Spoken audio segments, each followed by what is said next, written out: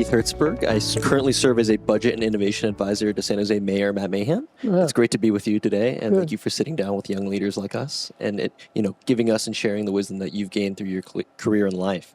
My question to you is: leaders wake up every day and they have competing priorities, opinions of their staff, maybe of their family. And you, from what I've heard, have been very discerning. And every day you wake up and you choose a set of priorities that you're going to tackle for the day. And for that day, you're going to accomplish a couple things and make sure that you kind of check something off a list. Right. Gen Z, we kind of face this kind of double-edged sword. One, we have a lot of technology tools that are saying, hey, we can help you be productive and organize your life. But on the other end of that sword is you're adding another tool that adds complexity to your day. How are you in your career and in your life able to be discerning and have a lens of scrutiny or judgment to make sure that whatever the top three things of that day, you were deciding with your cup of coffee in the morning and saying, that's what I'm going to get done today? Probably the other thing that is important to that is what are the driving forces? Because if you look, there are certain things around you that are happening, and that your court sense should help you pick which of those things to do next. Because on the court, you throw the basketball in, you got to know where the lines are, because in some places they were only that wide before it's a concrete wall, things like that. And you got to know where your defensive people are, and you got to know who you can pass to, when you ought to shoot.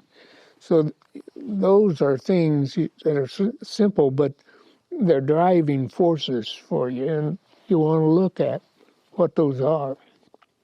And then I think after that is you pick a couple of 2 or 3 of them at a time and work on those. But keep in mind what you want to do in a week, in a month, a quarter, maybe 6 months. You probably don't need to go. I mean, you do a long-range plan maybe once a year or something, but the idea is to stay focused. Most people do too many things, try to do too many things, and so therefore the implementation isn't successful. And the real thing about the booklet is in 3 sections: culture, planning, and implementation. And most nonprofits do a pretty good job of mission, do a pretty good job of putting a plan together, a little weak in implementation. And so my experience with them is that I'd go on the board and we'd have a new head. We'd be either approve or get a new mission. Then we'd get a plan. And then by the time we got any implementation, we'd gotten a new head and a new mission or same mission and then a new plan. We never quite got to the implementation. So that's why this emphasizes implementation. So, Jim, I really appreciated the concept of book it and ship it from your book. And I think this concept makes a lot of sense. And, to get something out to the world and show them that you could be a successful business, a competent nonprofit, a good government, you have to be able to make progress on certain projects. Yeah. Gen Z, we face certain anxieties or pressures of getting it perfect, 100% perfect, and letting the perfect be the enemy of the good. What advice can you shed on not letting perfect be the enemy of the good and making sure that, or what is your tell that something is ready for the world, and how do you correct it when it is in the world and if it's not perfect yet?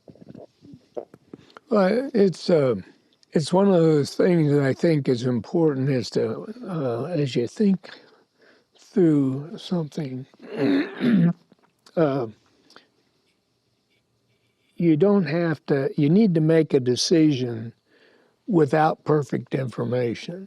What I used to do was I'd just be walking in the halls and I'd stop and talk to somebody and they'd want to tell me all the great things. And I said, well, I kind of need to know what you're having trouble with. So that got to be a joke. And you got to give Jim the bad news. So that eventually evolved into good news is no news. No news is bad news. But bad news is good news if you do something about it.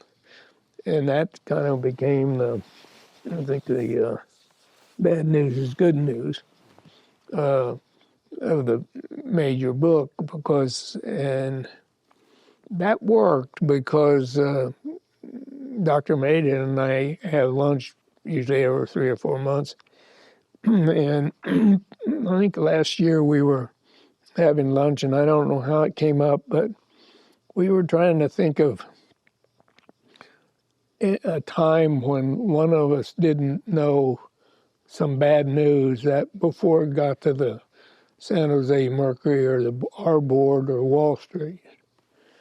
And we couldn't think of that. And then, I don't know, we kind of reminisced on that a little bit. And then we realized that we couldn't remember a time that bad news had gotten out that both of us didn't know.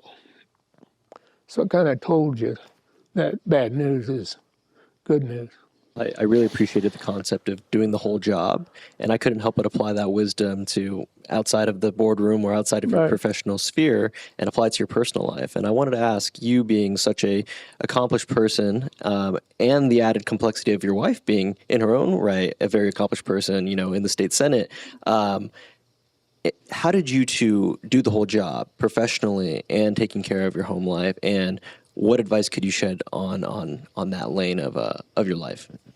Well, I think you first take care of your health. So we generally had pretty regular schedules. I got up early, or both of us did, and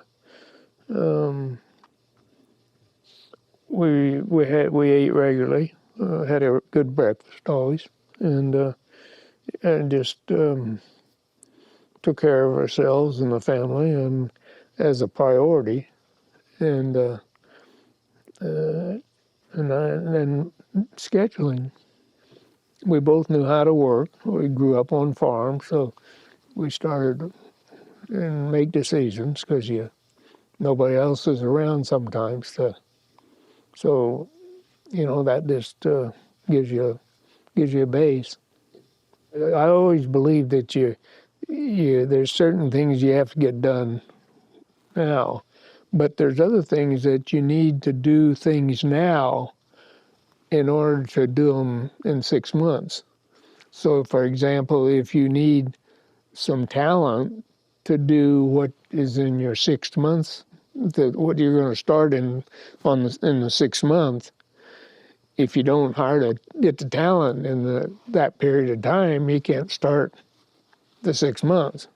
So I think that's why I think of it in categories, and they should be feeding, the three ought to kind of be feeding into what you're trying to do. I was just going to follow up to, I appreciate, the scheduling aspect of it all and making sure that you're really well coordinated with your family and in your professional life.